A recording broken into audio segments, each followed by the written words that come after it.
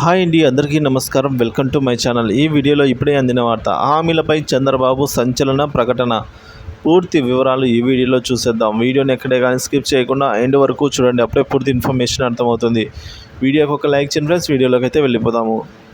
Super 6 పథకాల అమలుపై నీలి మేఘాలు అలుముకున్నాయి. ఈ విషయం అసెంబ్లీలో చంద్రబాబు నాయుడి ప్రసంగం వింటే అర్థమవుతుంది. ఏపీ సర్కార్ సన్నాయి నొక్కుళ్ళు నొక్కుతోంది. ఎలాగైనా అధికారంలోకి వచ్చేందుకు అలివిగాని హామీలను ఇచ్చారని అప్పట్లో వైఎస్ జగన్ తీవ్ర విమర్శలు చేశారు.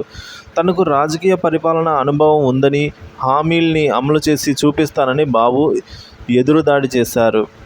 సీన్ కట్ చేస్తే జగన్ విపరీతంగా అప్పులు చేశాడని, సూపర్ 6 పథకాల్ని అమలు చేయాలంటే భయమేస్తోందని చంద్రబాబు చట్టసభ సాక్షిగా ప్రజలకిచ్చిన హామీలను అమలుపై అనుమానాలని రేకెత్తించారు. చంద్రబాబు అసెంబ్లీలో ఏమన్నారంటే, మనం హామీలు ఇచ్చాం, సూపర్ 6 చెప్పాం, చూస్తే భయమేస్తోంది, ముందుకు కదలలేకపోతున్నాం. ఈ విషయాన్ని రాష్ట్ర ప్రజానికం కూడా ఆలోచించాలి అని చంద్రబాబు అన్నారు. బాబు తీరుపై సోషల్ మీడియాలో నెటిజన్లు సెటైర్లు విసురుతున్నారు.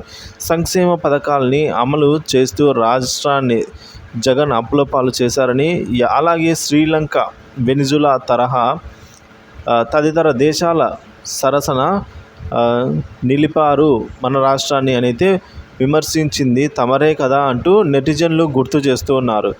రాష్ట్ర ఆర్థిక పరిస్థితి బాగా లేదని తెలిసి కూడా అలివిగాని హామీలు ఇచ్చేటప్పుడు భయం వేయలేదా చంద్రబాబు అని పోస్టుల ద్వారా నిలదీస్తూ ఉన్నారు నెటిజన్లు.